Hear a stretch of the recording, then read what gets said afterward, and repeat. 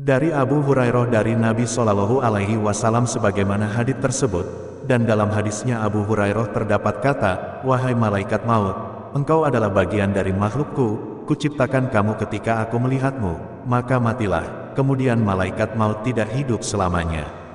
Hadis riwayat Al-Madini, dari Muhammad bin Ka'ab Al-Qirotzi berkata, "Telah sampai kepadaku bahwa orang yang meninggal paling akhir dari makhluk adalah malaikat maut. Dikatakan kepada malaikat maut, 'Wahai malaikat maut, matilah kamu dengan mati yang tidak akan hidup lagi setelahnya selamanya.'"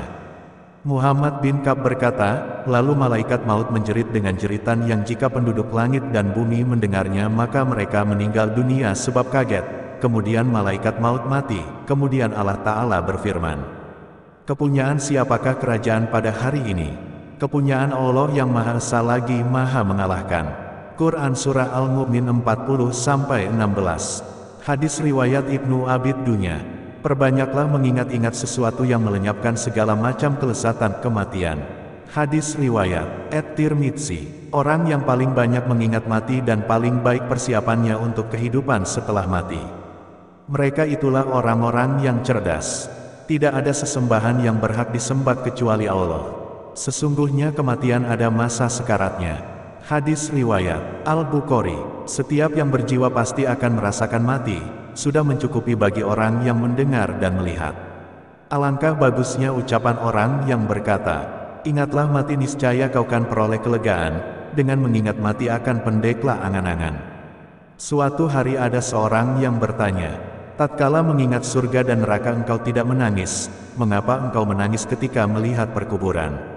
Utsman pun menjawab, "Sesungguhnya aku pernah mendengar Rasulullah Shallallahu Alaihi Wasallam bersabda, sesungguhnya liang kubur adalah awal perjalanan akhirat. Jika seseorang selamat dari siksaannya maka perjalanan selanjutnya akan lebih mudah. Namun jika ia tidak selamat dari siksaannya maka siksaan selanjutnya akan lebih kejam. Barang siapa yang akhir perkataannya adalah, 'La ilaha illallah,' maka dia akan masuk surga. Talkinkanlah, tuntunkanlah orang yang akan meninggal di antara kalian dengan bacaan, 'La ilaha illallah.'" Hadits riwayat Muslim. Ambillah 5 perkara sebelum 5 perkara. 1. Waktu mudamu sebelum datang waktu tuamu. 2. Waktu sehatmu sebelum datang waktu sakitmu. 3. Masa kayamu sebelum datang masa kefakiranmu. 4. Masa luangmu sebelum datang masa sibukmu. 5. Hidupmu sebelum datang kematianmu. Hadis riwayat Al-Hakim. Cukuplah kematian sebagai peringatan berharga. Diriwayatakan oleh Al-Baihaqi, "Ingatlah kematian dalam solatmu karena jika seseorang mengingat mati dalam solatnya, maka ia akan memperbagus solatnya. Solatlah seperti solat orang yang tidak menyangka bahwa ia masih punya kesempatan melakukan solat yang lainnya.